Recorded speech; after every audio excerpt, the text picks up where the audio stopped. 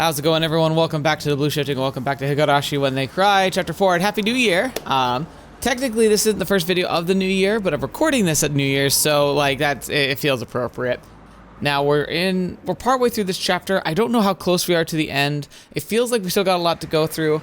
The last part covered an interesting kind of dual exchange. Basically, we found like the wallet of the kid who was kidnapped. Like we were able to even see like, yeah, he not only was it was turned in anonymously to the police in Higurashi. No, what am I talking about?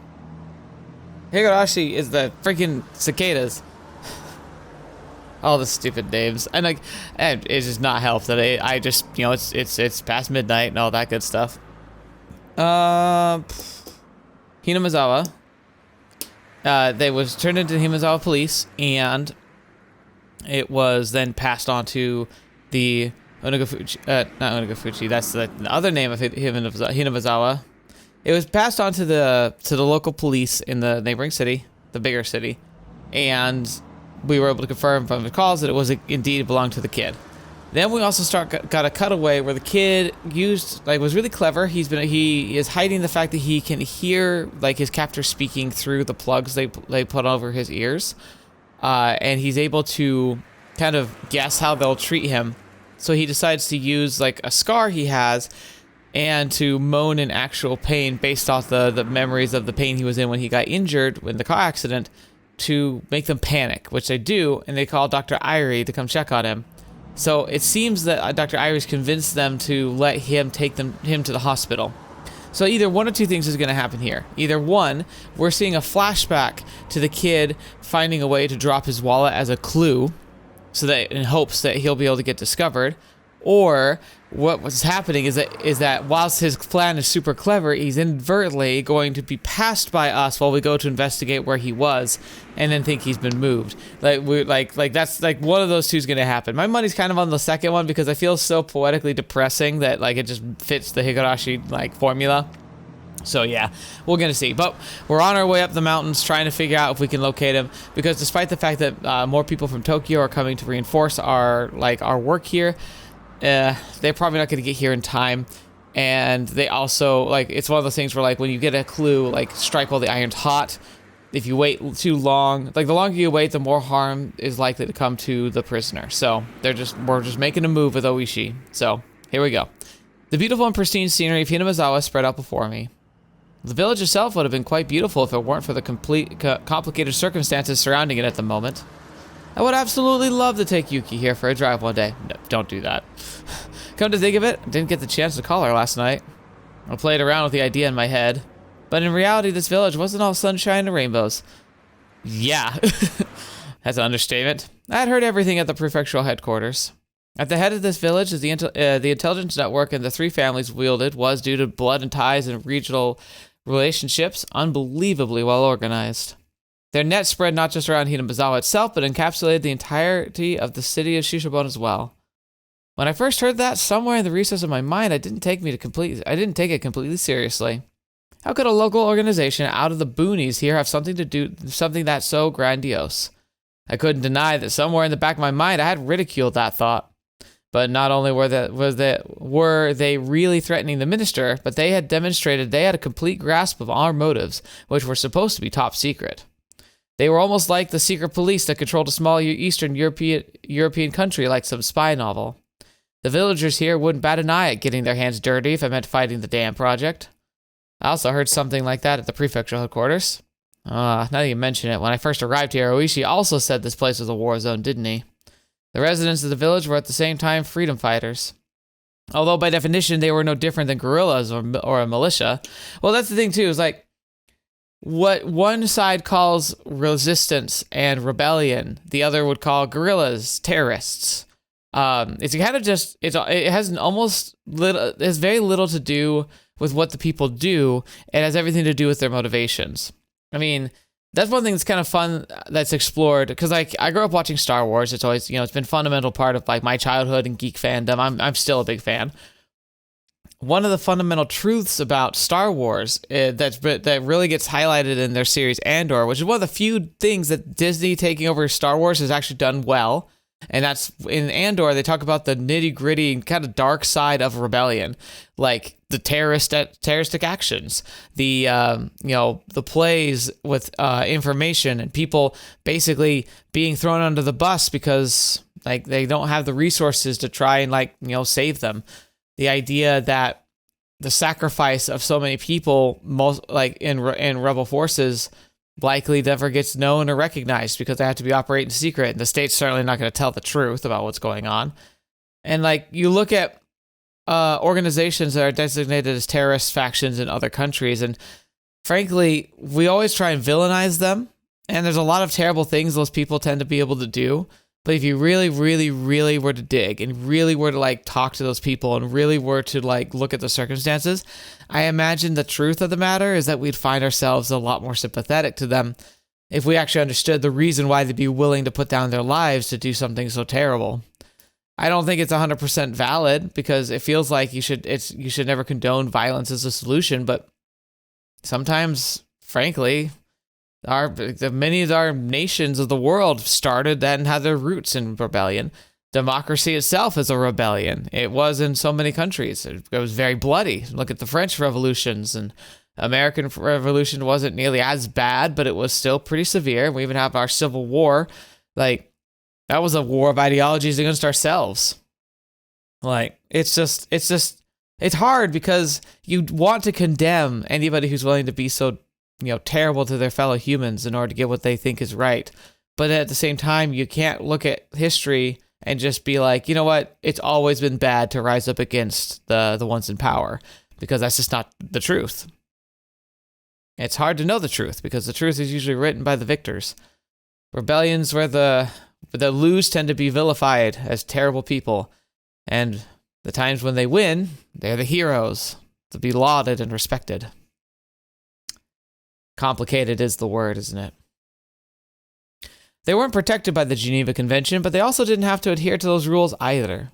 This place was more of a quagmire than a legitimate battlefield. A secret war was unfolding. I could drive along because Ooishi was with me. But if I were to leave this car for even something as trivial as looking for a vending machine, there was a chance I wouldn't return.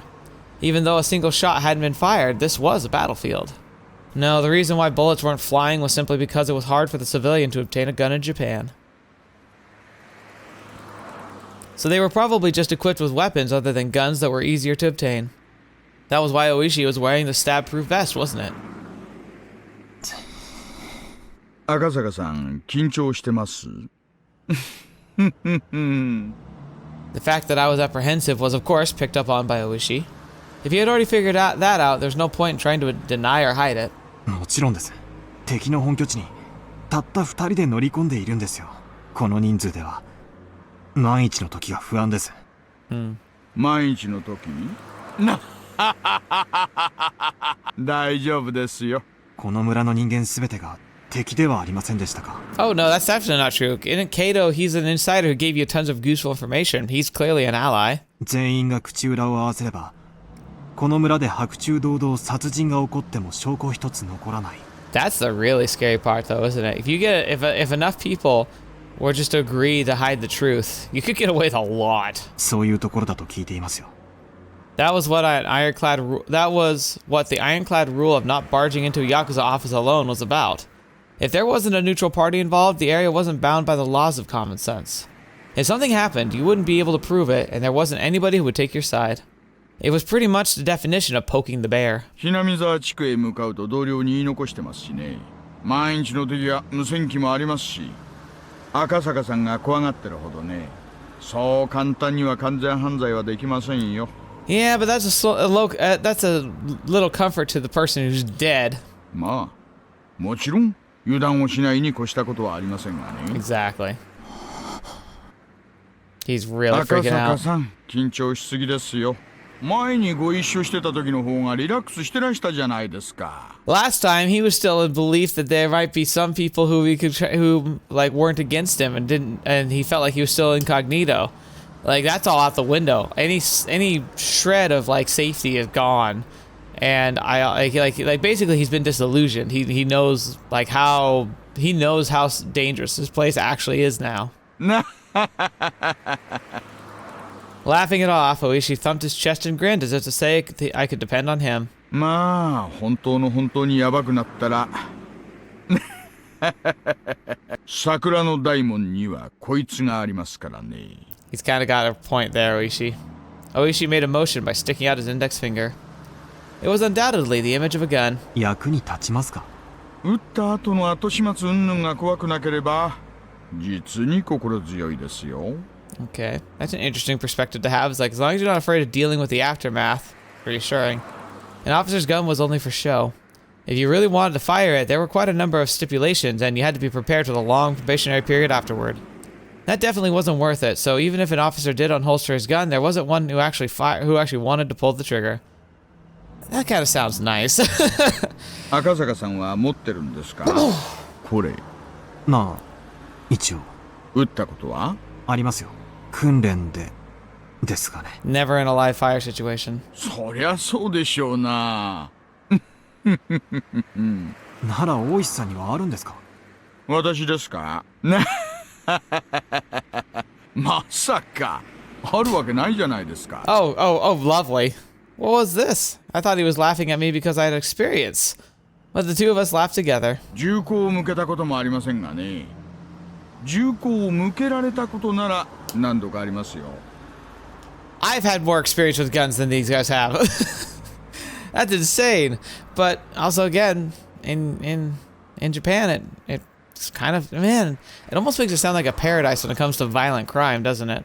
And I think that's what a lot of people said. I think that the truth of Japan is that when it comes to violent crime, well, of at least like a gun and like weapons way, it's definitely a lot safer than other countries. But unfortunately, it seems they make up for it in other fun ways.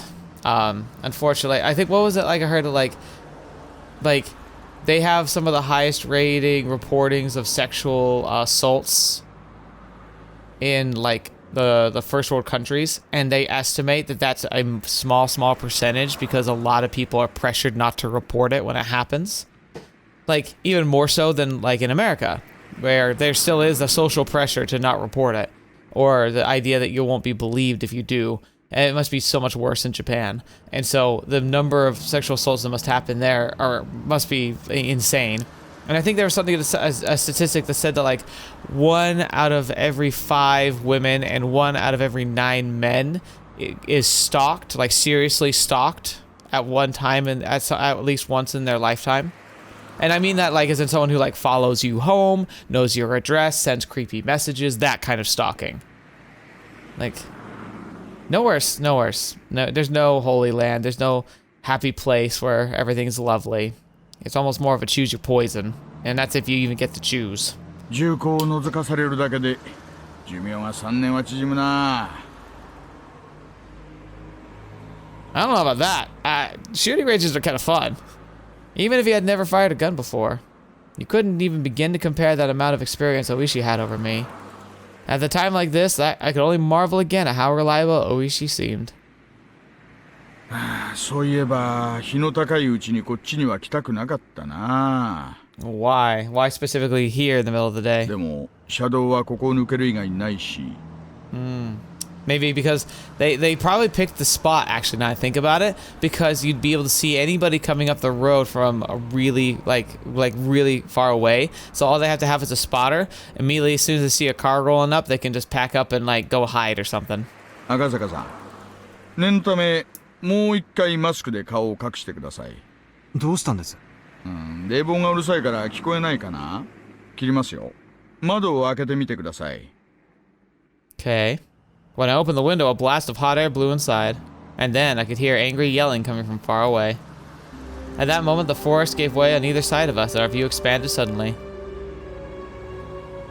Oh, we're going by the dam construction, and there could be seen the Hinamazawa Dam construction grounds.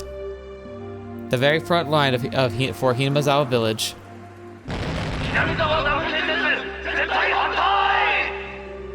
The crackling blare of someone's voice sounding over an enormous loudspeaker. The roar of angry voices continued to rumble. The incredible volume had become a veritable sound cannon spewing out its ammunition. And the prefabricated site office was surrounded by 2 sets of high fence laced with barbed wire. Dang. That just shows how much destruction they've already like committed. The fact that they took like a little like mobile like home, basically a mobile home / office, and they've had to put up like an 8-foot tall fence with barbed wire. That's insane. Lined up in front of those fences were riot police and their vehicles, and surrounding it all were the villagers. They howled at the protests against the dam as a single entity. Oh, 今日は少ないですね。 Not too many of them. ついてます。少ないんですか？ええ、多い時だと道路までいっぱいになりますよ。 That's insane to think about too. Like, it means that almost the entire village is 100% mobilized because this town's too small.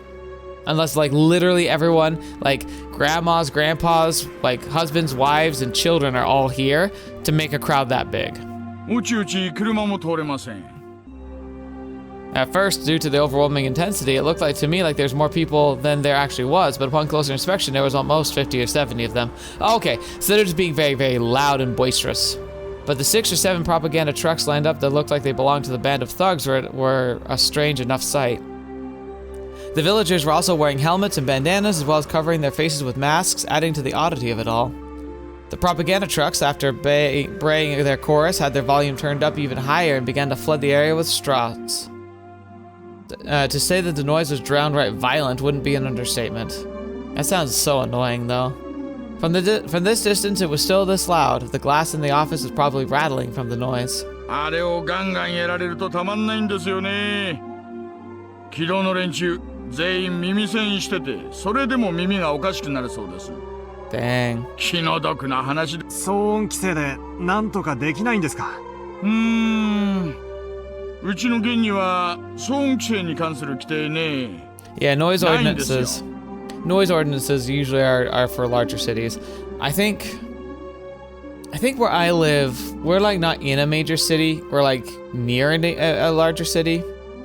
I know we have, I think we have some basic ones, like you can't be keeping people up at night kind of thing, but I don't think they have any ordinances during like daylight hours. And I know we have like some rules about like farm animals, like you can't have like anything bigger than like a pig, but you can have like chickens and stuff. それにほら、お経でしょ。 Sutras. 宗教活動規制できないし。 That's clever. It'd be like since I grew up Christian, it'd be like someone rolling out pipe organs and blasting like religious like hymns, but like really loudly, and like using the defense of like practicing our religious worship. Not just don't mind the fact that we're blasting it like at people we don't like really intensely. 連中も頭いいんです。 Is what I think Ooishi said. Actually, no matter how tightly the window was shut, the booming sound of the sutra still filled the car. I couldn't even hear what Ooishi who was sitting right next to me was saying.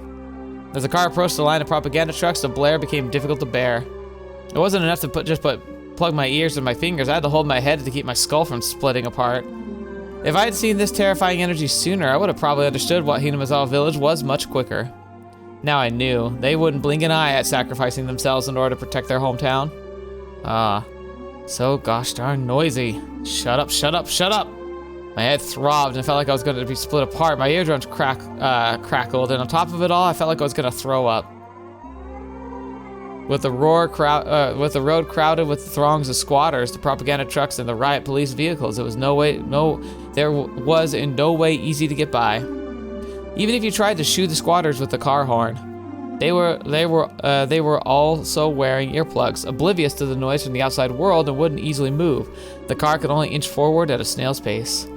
Even then, the car eventually got through, starting to leave the tumultuous noise behind. ほら、昨日一緒に麻雀やったメンツにお年寄りさんいたでしょ。 Yeah, right. 覚えてます？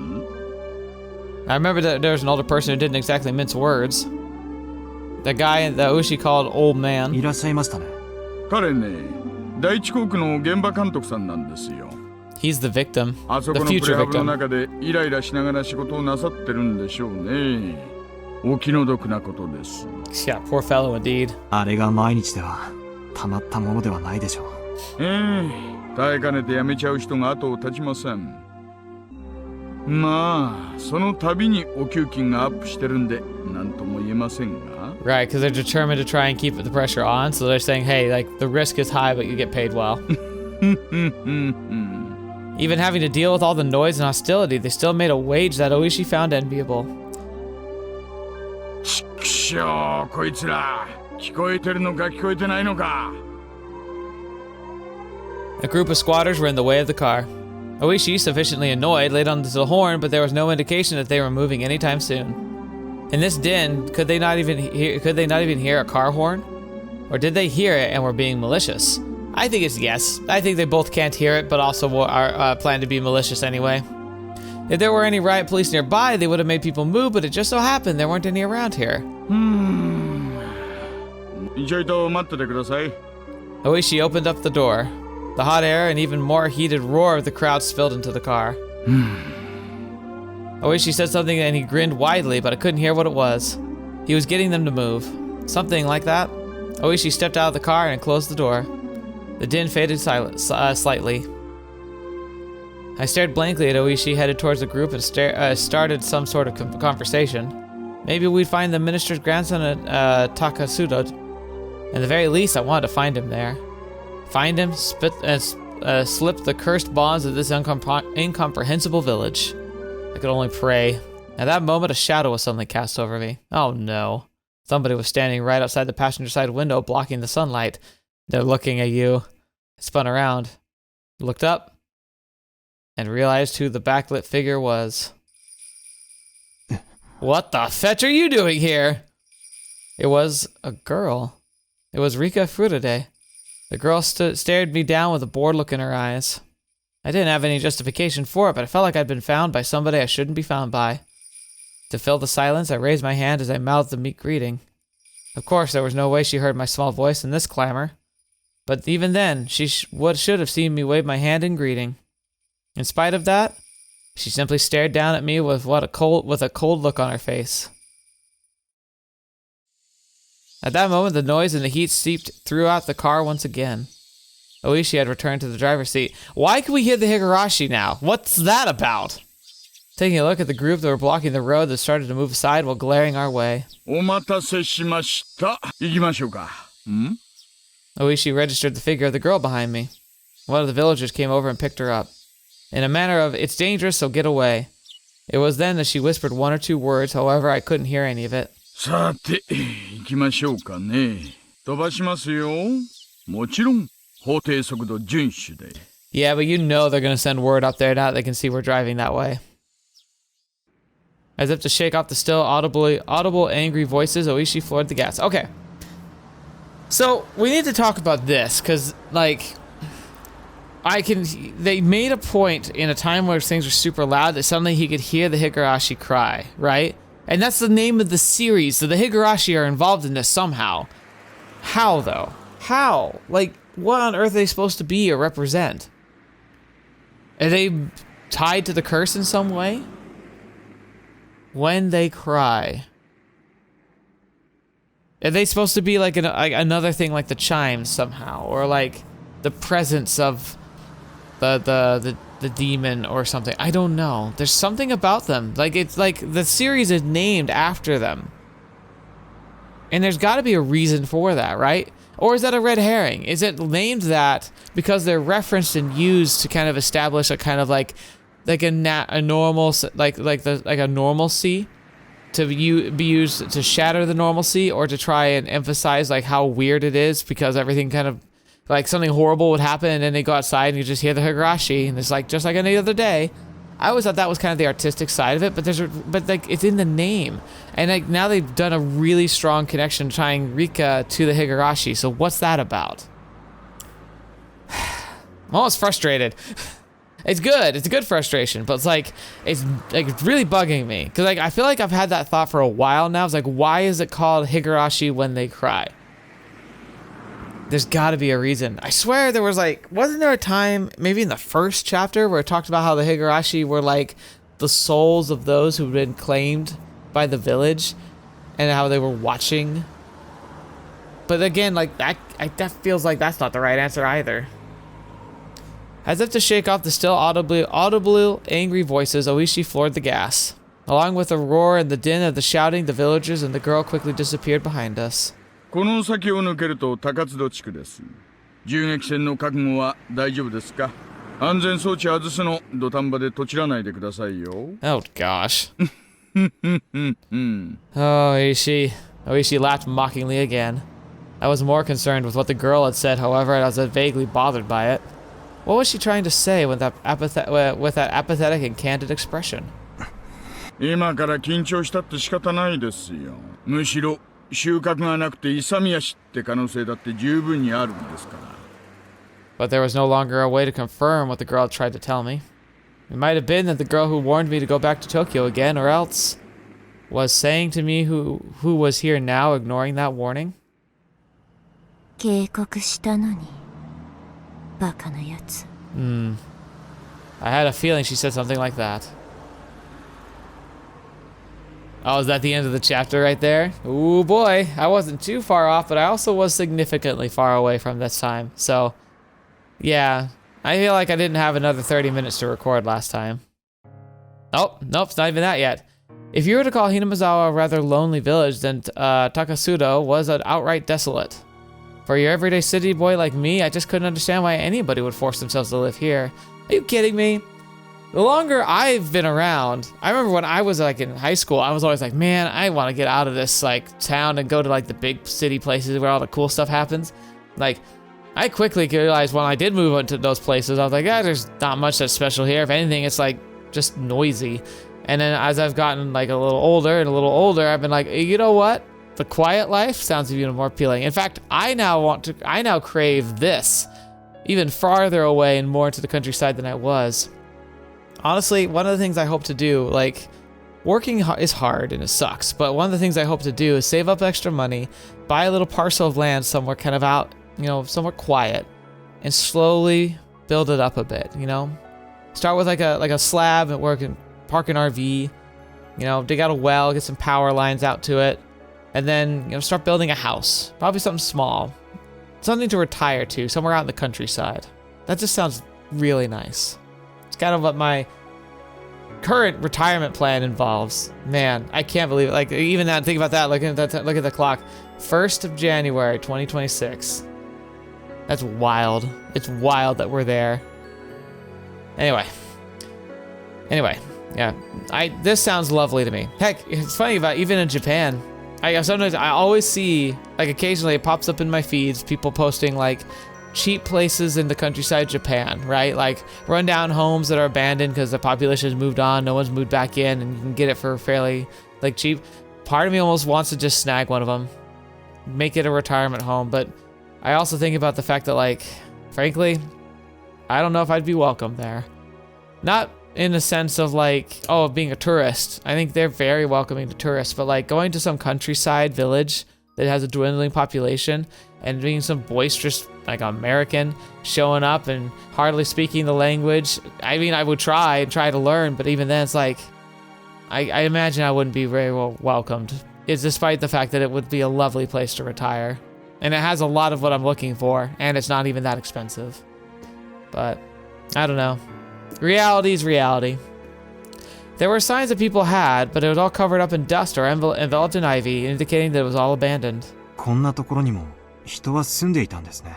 まあ、昔の話でしょうな。こんな偏僻なとこじゃ年寄りには辛いですし。And if the young don't pick it up and take it over. 若者だってもう少しまともな土地に住みたいでしょうしね。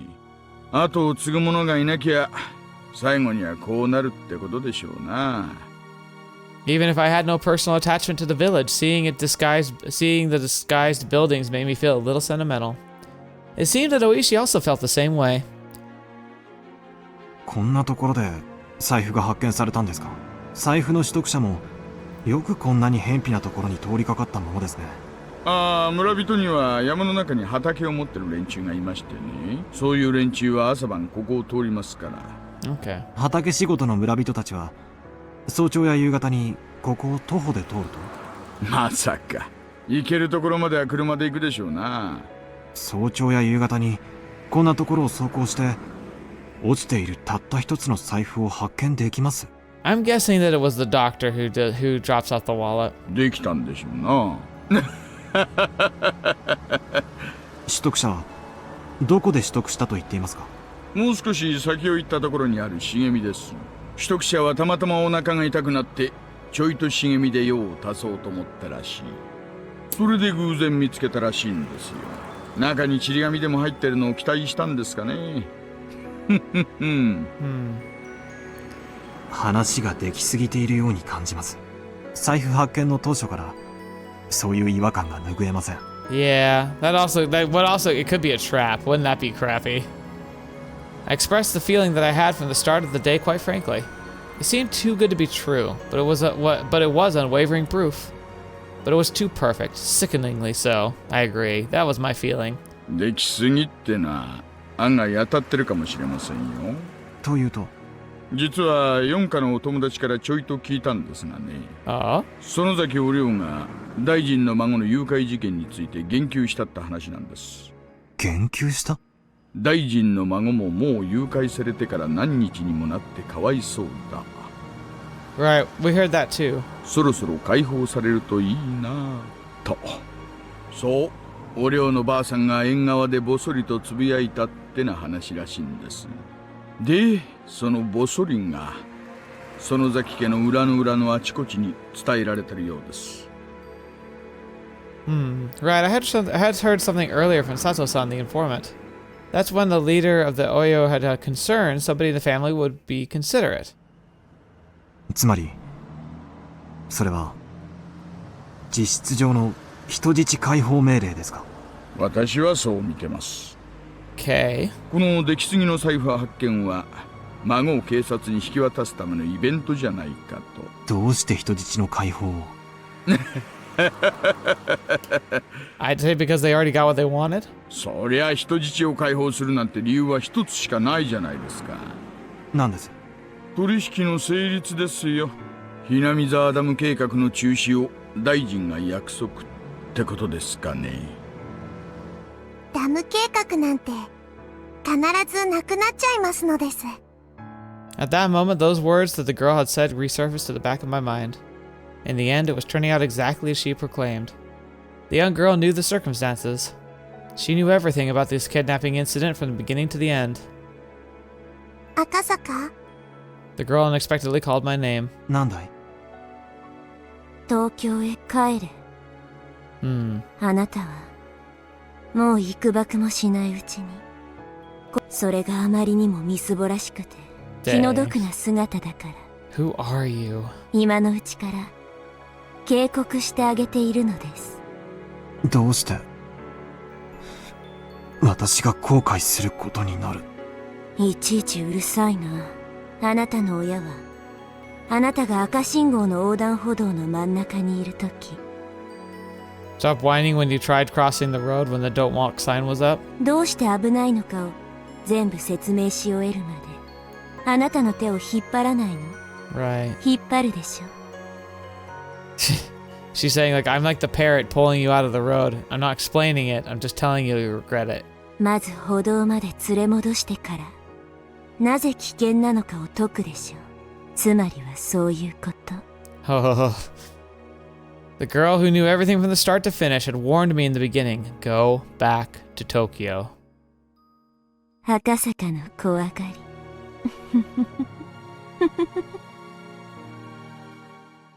孫は無事見つかるでしょうが、その後はいろいろと厄介な問題になるでしょうな。Oh, like I said, trap? Like, what do you mean? どう厄介になるかは、一警察官の私には想像もつきませんがね。Because the political side of things will work out. フルで理科って少女、ご存知ですか？ What I had said is such a non sequitur that Ooishi sat in stunned silence for a while. もちろん知ってますよ。御三家の一つ、古出家の一人娘ですね。どういう少女なんです？おやおや、これは意外な人物名にちょっと驚きです。公安では古出家が臭いと睨んでおられるわけで。No, I do. 私にも情報を分けてくださいよ。いや、そういうのじゃないんです。ちょっと気になったもので。まあいいや。同じ卓を囲んだ友人の質問なら答えないわけにはいきませんからね。友人と呼んでいただけて光栄です。Yeah. He'd be like, of course, you played Mahjong with me. で、あのお嬢ちゃんはね、まあ村のマスコットみたいなもんです。村中の誰からも愛されてます。中でも年寄り連中には特に崇められてましてね。They worship her. 崇められる。よくは知らないんですがね、古出家に生まれた女の子ってのには多少神聖な意味合いがあるらしいんですよ。It's interesting too because like the Sonozakis also like it's females that are the ones that are heavily respected, right? They're like the heads of the family. I wonder like they I remember it mentioned in passing that there was like a reason for that back in like the ancient history at the foundations of the village, but I wonder why. ひなみ沢の土着信仰ですがね、お社様の生まれ変わりだとかなんとか、 Living そん incarnation な of 話があるら Oyashiro. しいですよ。 So, okay. If that's literal, then is that the other voice that we hear her speaking with sometimes? Like an actual manifestation of the spirit? But it's like, God, that goes super into like, oh yeah, the supernatural is real. It's still so hard for me to just swallow as like, that's the answer. There's got to be something funky though going. Because look at like the curse angle keeps just making itself known, right? Like it feels like it really, really, really wants me to think that the curse is real. So hard for me to swallow that. I'm such a skeptic. お社様。そういえば、同盟の登り旗の中に、お社様と書かれたものがあったような気がします。何ですか？お社様って。ああ、ひなみ沢の守り神様の名前です。村にあだなす者に罰を当てるって信じられてましてね。まあ、そんな便利な神様がいたら、ダムの連中はとっくに神罰にやられているんでしょうが。Don't. You're gonna regret those words. 幸い、今日までその罰ってやつは一つも起こってませんがね。Oh, but it's almost like he's anticipating it will. Maybe he already sees the through line that like passionate people could use it as an excuse or a justification or a like a scapegoat for committing a terrible crime. 村にあだなす大臣の孫が、お社様の怒りに触れ、なんて言いましたっけ？そう、鬼隠し。大臣の孫を鬼隠しにしたと。そういう筋書きになるわけでしょうか。なるほどな。 Oh, dang. If he's right about that, then the kid won't be released. He'll be demoned away. Oh, that'd be disturbing. そういうことになるんでしょうな。お社様が下した神罰。なら、犯人はお社様の生まれ変わりである、あの少女。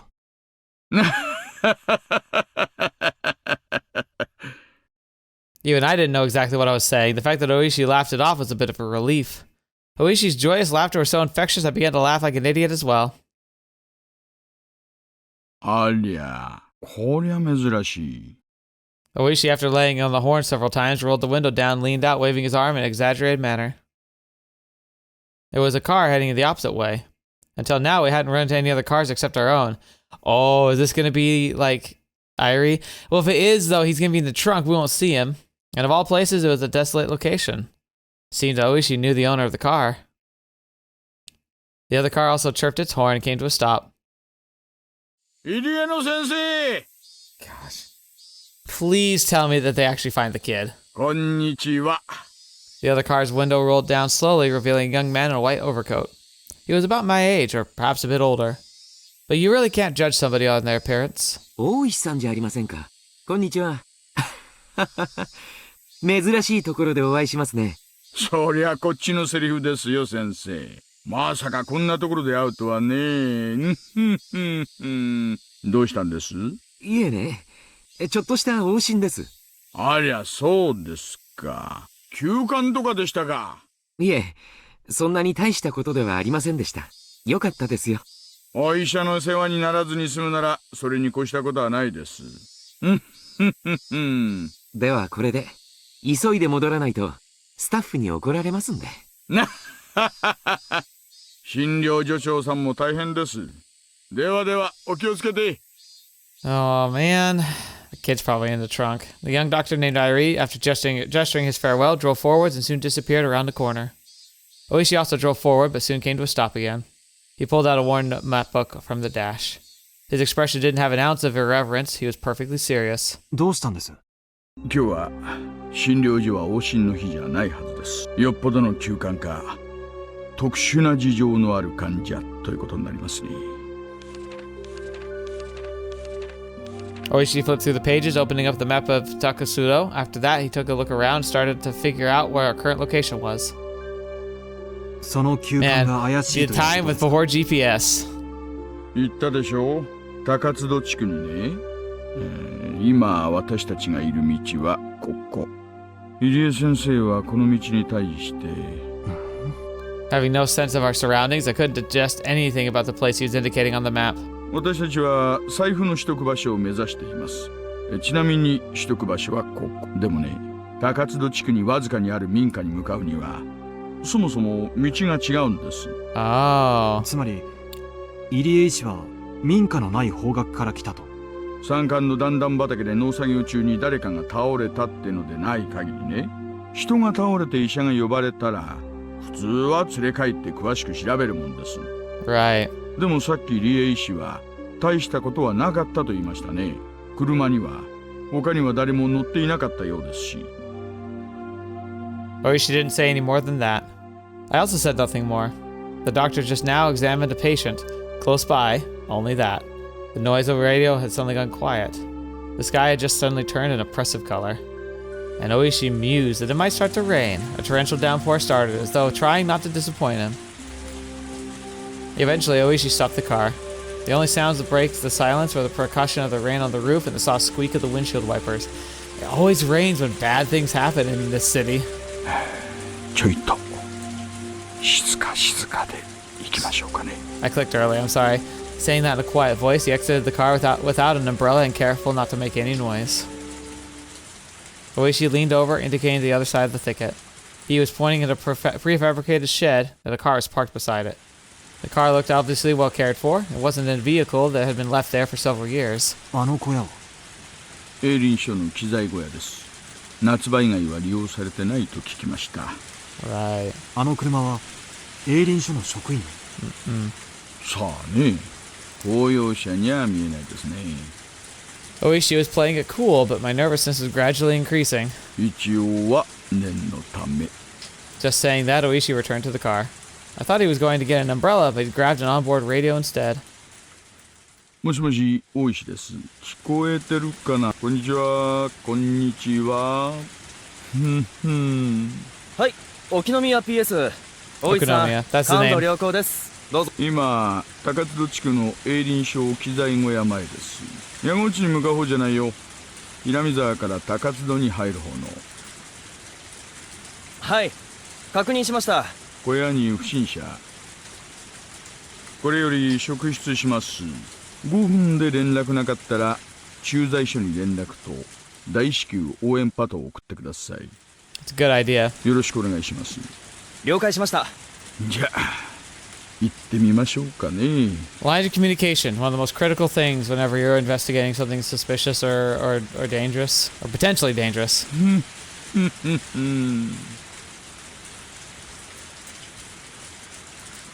Since he was first confined here, he had heard the sound of a car multiple times, so he just thought a far-off sound was more of the same. However, the reaction from his captors was until now something he hadn't seen before. They jumped, reacting as if shocked by a jolt of electricity and pressed against the window, cautiously peering outside. 止まったな。営林署の人間、まずいぜ。いや、警察やんな。 That's not any better. One of the captors lifted the boy by his collar and pressed a blade against his cheek. お兄ちゃん、ちょい静かにしててな。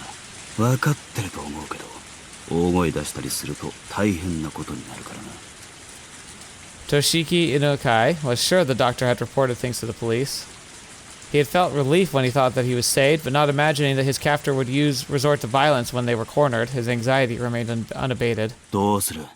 時間稼いでる。小僧連れて、ちょい裏から抜けな。ほとぼり冷めたら打ち合おう。 Okay. One of the perpetrators grabbed the boy by the collar and forced him to stand. Of course, Toshiki Inukai tried to resist by feigning that his illness had been aggravated by this rough treatment, but the captors paid no heed. Bang, bang, bang. The door was violently banged upon.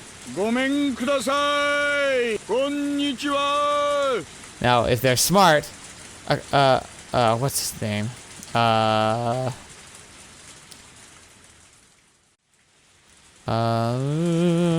should know it. Akasaka. I was gonna say it wrong. If they're smart, Akasaka has worked his way around back to watch for someone trying to leave. The door was banged on again. Toshiki Inukai hesitated for a moment to respond to that voice by yelling. However, while he was being indecisive, his mouth was covered, taking that option away from him. The leader of the captors waved at the other to go. The younger perpetrator nodded in response, and while keeping the boy's mouth covered, started heading toward the back door. Hi. 何かご用かいね。どうも。警察ですがね。ここちょっと開けてもらっていいですか。急な雨で困っちゃいましてね。ええ、今開けます。The moment the lock was undone, Ooishi forced the door open, and with a gleam of menace in his eye, he pushed the man aside as he stepped into the room. Then, in the small and empty room, he was able to quickly discern that the boy he was looking for was nowhere to be seen. あれ？私はここは営林署の機材倉庫だって聞いてたんですけどね。何にもありませんね。There was nothing inside the room that would indicate it was an equipment shed. There was only a mountain of blankets indicating that somebody was sleeping here, alongside empty food packets strewn about. ああ、ここはずいぶん前から空っぽさね。機材がしまってあるところなんて。Oh, it's so stressful. でも営林署の建物でしょ。あんた営林署の人。あんたこそ誰よ。警察？ The two of them glared at each other suspiciously. Both Ooishi and the man steadfastly refused to reveal their identity before the other did. The man, judging from the sharp look in Oishi's eyes, realized that it would be hard to talk his way out of this one. No matter what he said, the most time he could buy would probably be only a few dozen seconds. Only the sound of rain filled this tense moment. Then they heard the sound of a struggle from far off. Ooishi had a hunch. There was no doubt that Akasaka, who had been circling around back, had run into the perpetrators who were trying to slip away. And then Oishi's like, alright, bam! As Ooishi thought that, the man in front of him reacted a moment faster. The man swung with an attack that was more intended to obscure Oishi's vision rather than actually hit him in the face. Seizing his opportunity, the man aimed a kick at Oishi's groin without any hesitation. Naturally, they fight dirty. But he missed his mark and was unable to land a critical blow. The man, trying to pin Ooishi, grabbed him by the base of his neck with both hands and fiercely tried to push him down. But as Ooishi fell backward, as if kicking the man upward, he dug his foot into the man's midsection.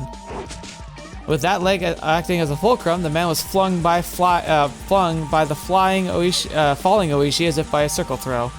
The two of them squared off at the pouring rain.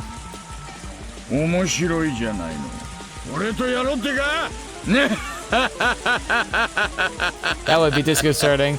This guy just cackling while he's coming at you. Ooishi, as if trying to cheer himself on, grinned smugly. He then stood up while brushing the mud off himself. Even though he had countered the assault, Ooishi was getting up rather awkwardly compared to the man whom he threw, who swiftly sprang to his feet. Oi-sa! Hayaku! Akasaka's voice rang out from the distance. Judging from the distress in his voice, he was already engaged in a fight and wanted Ooishi to reconvene with him. But Oishi's hands were full as well. Akasaka-san! Moshiwakenai! Chotto mattete kudasai yo! The man raised both fists in a stance that hinted at him being acquainted with karate or some other form of martial arts. Of course, Ooishi, as an officer of the law, was decently versed in judo. He also had moxie to have been through his fair share of fights before. Because of that, he could tell the man in front of him was quite a bit better at fighting than he was. Ah, darn it. Thinking that was going to be this easy just because the order came from the Sonozaki family to release the hostages had been a big mistake. なかなか上等じゃないのよ。久々に胃液がこみ上げてくる感じがしますよ。Yeah, Ooishi played off the situation like it was no sweat. His opponent, seeing his attitude, took it to mean that Ooishi wasn't going to go down easy. The man wildly charged forward, attempting to grab Ooishi. If the man managed a successful clinch from this low stance, Ooishi would be tackled to the ground and end up being mounted. It was something you saw often when children fought, but it really was a bad position since you couldn't do much once you were in it. Ooishi responded to that move, also lowered his stance to collide with the man head-on. The moment they clashed, Ooishi grabbed the man's lapel, and he yanked the lapel upward. He smashed the man's solar plexus with the elbow of the same arm. I mean, it's pretty good. So he's grabbing him, pulling him up, and then smashing him in the chest. Like, I think that sounds like what it's describing right here. It was the move that Ooishi's own personal brand of brawling judo. He then grabbed on with his free hand and attempted to throw his opponent with both his hands. But the man lowered his center of gravity and swung his arms in a large arc, entwining them with Ooishi's. Not only that, but he had forced both Ooishi's elbows to the outside, and Ooishi, now in an awkward position, was in danger of exposing his back with his hand still clutching the man's chest. This guy practiced Aikido or grappling, didn't he? Ooishi cursed the fact that his fingers were twisted in the man's shirt. He couldn't get away, releasing his grip. But he was still in an awkward position from being bent over. And to top it off, at a zero range, the man was able to read Ooishi's movements completely as he tried to squirm his way into a better position. And then took the palm of his hands and swiftly clapped them over both Ooishi's ears. That's... Clapping the ears of any other martial art except for self-defense was basically forbidden. Karate and judo doesn't recognize it as legal technique. It was that much of a simple and dangerous attack. Ooishi raised both his hands as he tried to reflexively clutch at his own ears. But before that could happen, the man wrapped his arms around Ooishi's neck. His thick biceps clenched firmly around the base of Ooishi's neck like a vice. I feel like this is time when gun comes out! Ooishi instinctively thought he was going to be killed. After all, it wasn't hard to believe that a man like this, who was accustomed to fighting, could crush his opponent's neck from that position. But his opponent didn't do that. He had chosen to keep his hold on and force Ooishi to lose his consciousness. That's why Ooishi at this moment, even though his face was twitching, was grinning widely. Even though his opponent had a chance to kill him, he didn't choose to. He was thinking, this guy has no intention of killing me. However, even though that might be the case, the man's hold on his neck was by no means gentle. In no time at all, Ooishi's consciousness began to fade. Having the experience of being taken down countless times in judo during his student days, Ooishi was utterly resigned to the fact that it was over.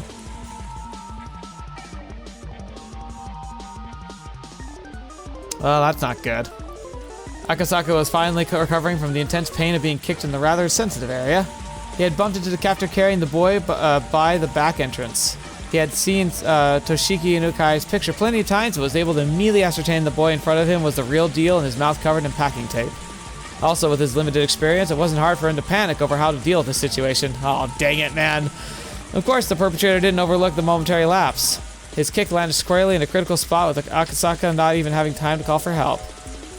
The man flung the boy over his shoulder and headed toward the front of the shed. But upon hearing Ooishi's bellowing voice, he gave up on going that direction. He then dashed off toward the forest, as if the weight of the boy slung over his shoulder wasn't even there. Akasaka was lost for a moment. Meeting up with Ooishi, who was fighting with the enemy, was far safer option, but he couldn't just lose sight of a fleeing man. Akasaka stood up and chased after the captor's back.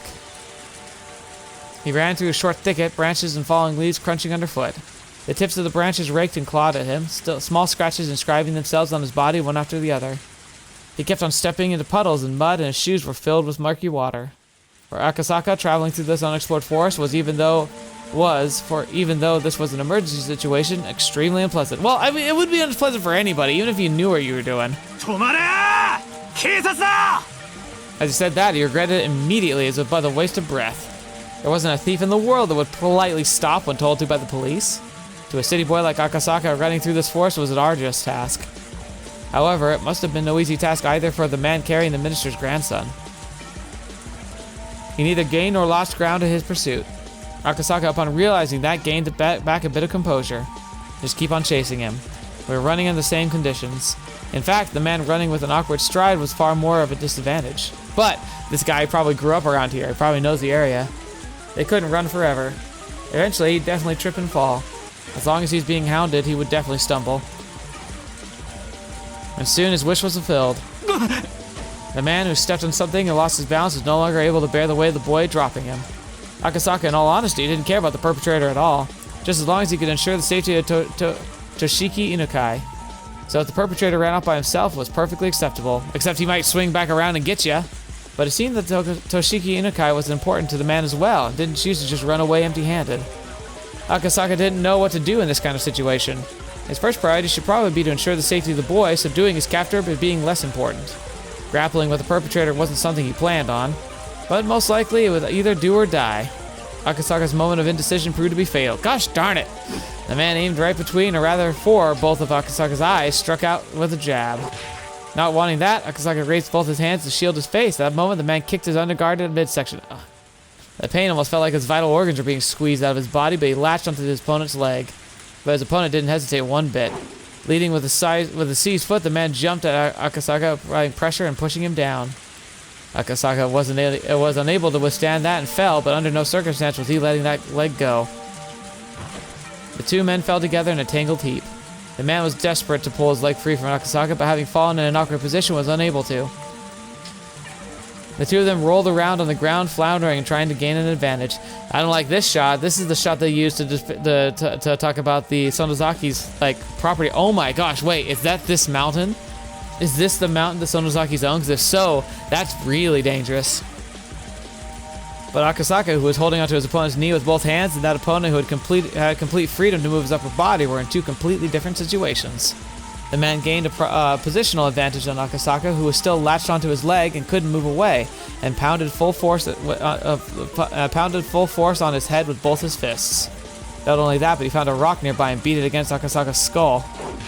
Thwack, thwack, thwack. Oh, he's gonna kill him. The difference between being hit with a fist and being hit with a rock was vast. Akasaka quickly thought of letting go of the man's leg to free his hands to protect his head, but if he let go here, the man would get away. If he didn't dig in here, everything would be for naught. The boy he was trying to save was right there. He was going to save him to go back to Tokyo. He could do that, and then it was goodbye to this freakish village. Bam, crack, thud. Without looking, I could tell my forehead had split open and was gushing blood. But I didn't let go of the man's leg. How could I? I won't let go. But the man realized that no matter how much he beat my head, it wasn't getting away. He used both his hands to grab my throat as if to crush my windpipe. I pulled my head back as a slight form of resistance, but it was of no use. The man's hands enveloped my neck and began to crush it like a vice. It was less about the pain and not being able to breathe, so much as it was the choking so hard I felt like I was going to throw up. It felt like my stomach was going to turn itself inside out. I thought I could only endure it. Damn. My throat hurts. I won't let go. I can't let go. I didn't want to be here. I wanted to resolve this and go back to Tokyo. Go back to Tokyo and talk to Yuki, all about our unborn child. We were going to talk about our bright future. I had no intention of losing my grip. However, it loosened just a bit and the man's leg came free. The man kicked as hard as possible and I tumbled backwards. My head was spinning and I was unable to get up right away. No, I couldn't even put any strength into getting up in the first place. Even so, I couldn't back down. If I let him escape now, the chance would never come again. Even just catching their scent was nothing short of a miracle. If we weren't able to get the minister's grandson back here, there wouldn't be another chance. The man tried to drag the boy to his feet, but the kid displayed some unexpected resistance, allowing me to get up unnoticed. I grasped the rock the man had just beat me over the head with. Now it's my turn. Just don't throw it, though. The rock should be able to supplement what meager strength I had left, adding more than enough power to my attack. My fist still wrapped around the rock, dug into the side of the man's torso. It seemed like it hurt him quite a bit. The man rolled around a bit, clutching his side. Freed from the man's grip, the boy hid behind me. To the boy, those were words that he was waiting for the most. But the crisis was still not over. That was because even though he was still clutching his side, the man had gotten up again and taken a fighting stance. I could see in the man's eyes the resentment at the pain I'd caused him, and the confidence that he could still beat me. If I were to clash head on again, he might not stop if my head were split open.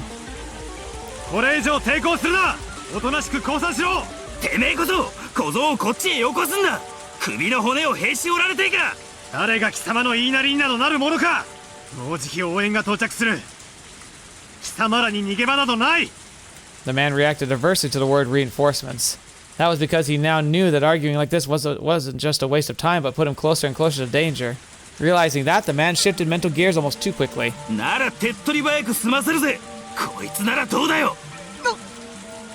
What the man pulled from back pocket was, of all things, a gun. Fetch me! How'd he get that? Of course, I'm a police officer. It's not like I don't know what a gun is. But having one pointed at me was something I'd never experienced before. Was it real? Of course it was. There's no way it'd be a replica in a situation like this.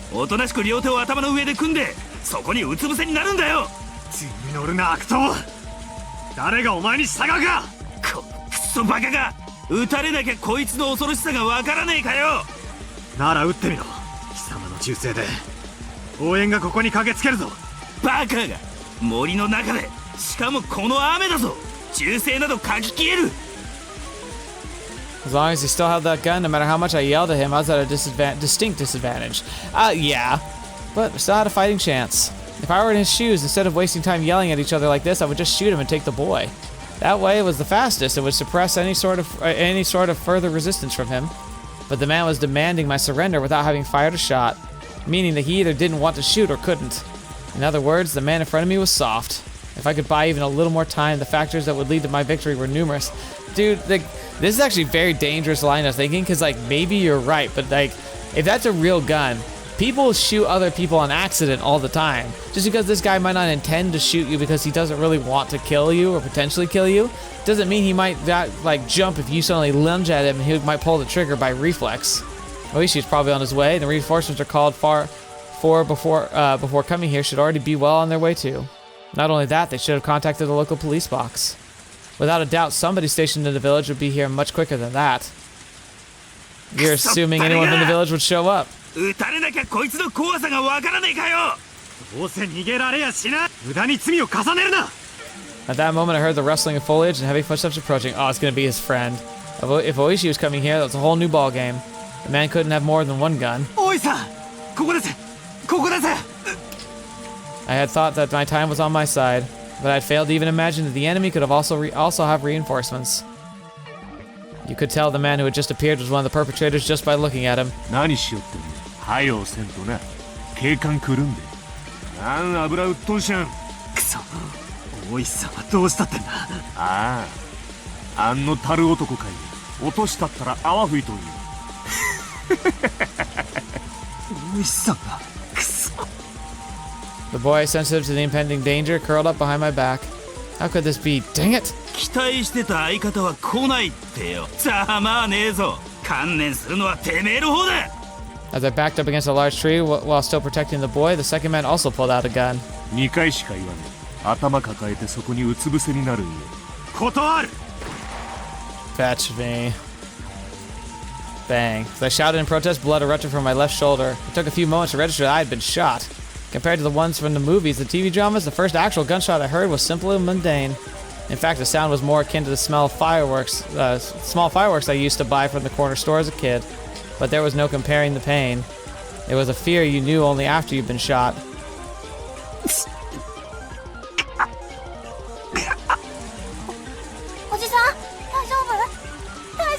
Oh yeah, he actually has voice lines. The boy in his confusion tugged at my clothes, agitating the wound even further. I wanted to put up the bold face and reassure him, but my voice was hoarse and had the opposite effect. 大丈夫。すでに応援は要請してあるんだ。すぐに警官隊が駆けつけてくれる。警官が来る前に、お前ん額にもっぱつくれちゃる方が早いんだ。無駄な殺生すなっちゅう、本家に言われとんか加減して。Yeah.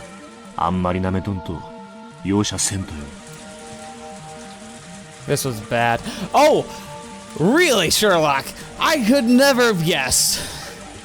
It was very, very bad. The second man was a completely different beast than the first. He had no signs of indecisiveness or mercy. If this man said he'd shoot, he'd shoot. He wasn't somebody that a man like me could buy time from. I really hate to admit it, but at this moment, the image of Yuki's smiling face crossed the back of my mind. I knew what this meant. I was warning myself to not throw my life away over a matter of pride. Of course, I didn't want to die here. I was just starting a new life with Yuki, and I wanted to see our faces of soon-to-be-born child. Why should I risk my life for some minister's grandson when I was at such a critical juncture of my own life? Ah, dang it, dang it. I need to stop rambling at myself. So what do I do now? Give up the boy and extend my own life? What good idea. Everybody's life is precious. My own life was in danger. Nobody would blame me. Oh, fetch me. That's not what I meant to do. I must have bumped the keyboard. Okay, we're gonna save. And I think I might load and try and go back to where I was. So give me a second to figure out what I did there. My bad. All right, so we're back. Sorry, I just bumped the control. I imagine I only skipped a couple lines, but here we are. Ah, darn it, it hurts, it hurts. If I'd known it would be this painful, I wouldn't have played the tough guy. My biggest miscalculation, though, was that the sound of the gunshot was far quieter than I had imagined. If it was only that loud, it would be drowned out by the rain in the forest. It wasn't something that somebody far away could hear. Okay, it's interesting, because, like, plead for my life, watch for an opportunity. I don't know. Like, they both seem like terrible choices. Like, I feel like they're both, like it feels so obvious. Like, why would you plead for your life? Like, it feels like it would just make you look weak. Watch for an opportunity, though. I feel like it's just asking for trouble. But we're gonna go ahead and pick this one. Watch for an opportunity. Shoot, shoot, shoot, shoot. I can't afford to die in a place like this. I need to survive and return to Yuki's side. For a moment, I catch a glimmer of hesitation in the eyes of the man holding the gun. This guy's unsure about shooting me?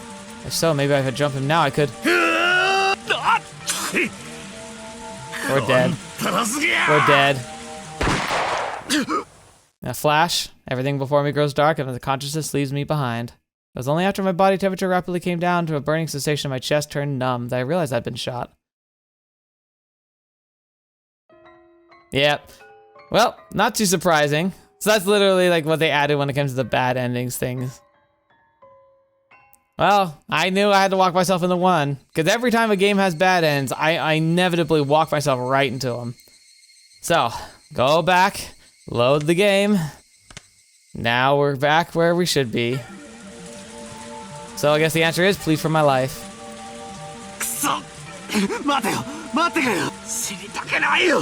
Ah, こっちだって死なせとうない。わかればええんわかれば。撃つなよ。撃つなよ。帰りを待ってる妻がいるんだ。死にたくないんだよ。叫ばんとでも歌んね。おとなしゅう頭抱えてうつ伏せになったら歌んだるね。本当だろうな。本当だろうな。約束は守れよ。絶対男と男の約束だぞ。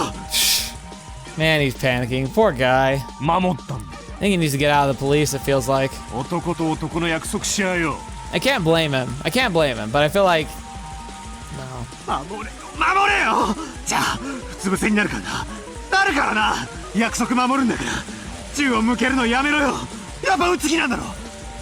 撃つ気なんだろ。俺がうつ伏せになったら、後頭部を撃つ気なんだろ。歌んね歌んね。わーった。しまったる。銃はしまったる。男と男の約束しやねえ。どんなこれなら文句ないんて。ねえ。Oh, thank goodness. Oh.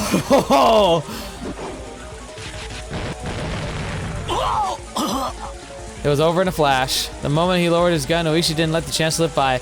I was wondering about that. Like, I should have said it at the time, but I was wondering if he perhaps, like, he's been in enough fights where he knows that the guy's gonna win, and he's been passed out enough where he knows, kind of like the boy knows how to fake pain because of the pain he's been in. I wonder if Ooishi knows how to fake passing out. The guy lets him go to hurry to catch up with his friend, letting Ooishi recover so he could follow.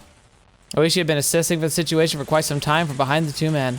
But since they had their guns trained on me, he didn't really have a chance to jump in. Seeing the look on Ooishi's face indicating that he wanted me to create an opening, I took on that role completely.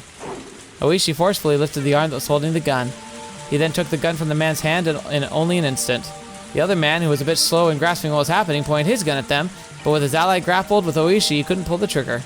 If that man on the other was the one that was wrestling with Ooishi at the moment, he might have shot without hesitation. But this man wouldn't shoot. He couldn't shoot. Ooishi kicked the other man away from him while aiming the stolen gun with his left hand, pulled out his own. With guns akimbo, he was aiming at both men at the same time. It was perfectly played. But heedless of the guns pointed at them, the men shouted, "Scram!" as they scattered away at full speed. It was over in an instant. Those two running without putting up a fight was honestly unexpected. Ooishi quietly clicked his tongue in admonishment, slid both guns into his pants pockets. Yeah, they feel way too talented at this stuff. 何をですか？逃げてる背中を警官は撃てませんからね。私も退職金が惜しいもんで。Ooishi and I grinned at each other. 君が犬飼俊樹君？犬飼検察大臣のお孫さん？はい。これはでかい事件になるかな。どうせトカゲの尻尾切りになるんでしょうけどね。Right. Ooishi smiled amusedly. Now we gotta get off the mountain, though. The fact that the Onagafuchi Guardians, or rather the Sonozaki family behind them, was pulling the strings with the parent, but proving it wouldn't be easy. And with apologies to Ooishi, the incident was unlikely to go public. If this case caused an uproar, it would obviously lead to the minister losing his office. With HQ having decided that doing so it was in the national interest, this would probably be cleaned up quietly. It might be a rough way of saying it, but this was born in the shadows and was going to die in the shadows. Ooishi probably already understood the implications behind this incident. とにかく非常線を張らせましょう。連中まだ一丁は拳銃を持ってるようですからね。それから犬飼君を保護して赤坂さんはすぐに病院に行かないと。Yeah, that's true. As the tension in the situation faded, the pain from the gunshot wound in my shoulder blossomed once again. My forehead was also stinging painfully and had grown hot enough to start a fire. Thinking that the tension had caused me to sweat, I wiped away my forehead, but what came off was a large amount of blood. I realized that my shirt had been stained bright crimson from the blood flowing from my head. I turned around. The boy was safe and sound, without a doubt. There would probably be an investigation on the men who ran, but that was for another day. At this point in time, I could safely say we'd cleared a major hurdle of securing the boy's safety. I don't know, man. Feels a little too early to be saying that. Oh, as soon as I recognized that, I felt the lines of my head had been hit with a power failure. Oh, he's going. My knees buckled from underneath me, the ground there feeling as soft as a cloud.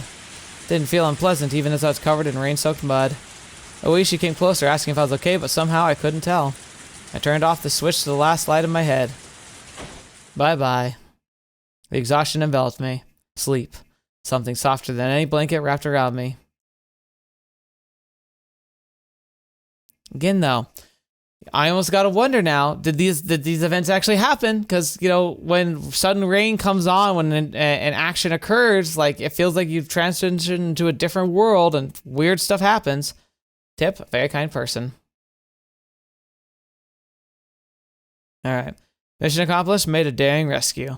Alright, let's see the new tip. Very kind person. Patients admitted to the hospital can only accept calls at fixed times. That's why she wouldn't be receiving a call from him today. Yesterday, she had teased him that he'd gotten lonely easily, so he might have struggled with the idea of calling her sooner. That was much easier to imagine rather than that he might be too busy to call, because he's just that type of person. Yuki whispered that, smiling to herself. The announcement that visiting hours were overplayed over the hospital intercom along with some music. She exchanged pleasantries with the family of the patient that was staying in the same room as her. Probably eager for his mother to be discharged, their small child was wearing a beaming smile. That child's mother was pregnant in the bed next to mine, which may be their new brother or sister. They were probably ready to burst with the expectations, dreams, and worries of having a new sibling. The joys of a growing family. Bathing in those warm feelings, I stroked my own belly, which had grown quite large. I had talked with him about how many children we wanted to have. We talked about how if we had 3, that would certainly be lively. However, there was an inescapable worry of whether I'd be able to handle giving birth that many times. でもそんなことを不安に思って出産を嫌う母なんていないですものね。Yeah. Yuki, smiling as she'd said that to herself, gently stroked her stomach. The Metropolitan Police Safety Division. The place where that man's sense of justice had led him. That person was actually a very gentle, very fragile person. He didn't talk much about the specifics, but I didn't think he was suited for the assignment he was on right now. Honestly, I don't either. But as long as he said he was going to try his best, I would watch over him warmly. あなたのお父さんはね、とっても頑張り屋さんなのよ。こちょこちょこちょこちょ。Yuki seemed to be enjoying herself as she talked to her own belly. At that moment, Yuki suddenly became concerned about something and looked out the window. It used to be this time. Long ago. She remembered that when she was little, around this time in the countryside where her grandmother lived, the Higurashi would fill the air with their chorus. So she was from the village, it sounds like, or at least her grandmother. This was the middle of Tokyo. Unlike in the countryside, you couldn't hear the song of the Higurashi. But for some reason, at that moment, Yuki felt like she wanted to hear that song.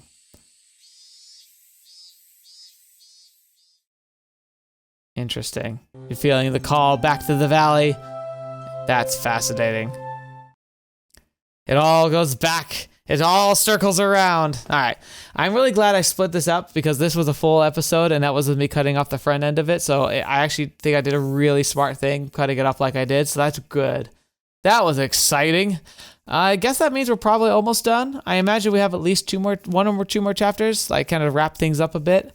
And I imagine we have to hear about the events of the at the dam site. But yeah, it sounds like it'll be maybe the real reason the dam site was a victory had nothing to do with the murder. It had to do with the grandson. But yeah, at the same time, there's also the pattern of one getting demoned away, the grandson, and one being eliminated. Yeah. So I imagine we're going to get those things to happen. We're not done yet, but yeah, that was interesting. So we're going to have to see how this all shakes out in the end, aren't we? Because I also wonder too, we'll get him to the hospital, right? But if he takes us to the hospital in Higurashi, not Higurashi, in I keep doing that. Hinamazawa, if we got brought there, we could be in danger. Because it'd be pretty clear how we were tied up in all of this. If they're smart, even though we were shot, as long as it wasn't too bad, like they should take us to the bigger city to get us to a proper hospital. But we'll see. I don't know why I'm nervous, but I'm nervous. Well, here we go. Thank you so much for joining me today. Thank you so much for joining me on the channel. It's been a wonderful pleasure sharing the story with you, and looking forward to seeing where we go next, because like, as far as I can tell, when we do finish this, we start getting answers, and that'll be fascinating to see. But for now, we still have a little bit more to enjoy. Hopefully we have a good start to the new year. Thank you so much for being a part of it. Hope you are excited to join me for the many adventures we have for 2026. And yeah, I don't plan to stop anytime soon. So hopefully I'll keep seeing you around. But until this video, watch me up to see me next. I'll see you there.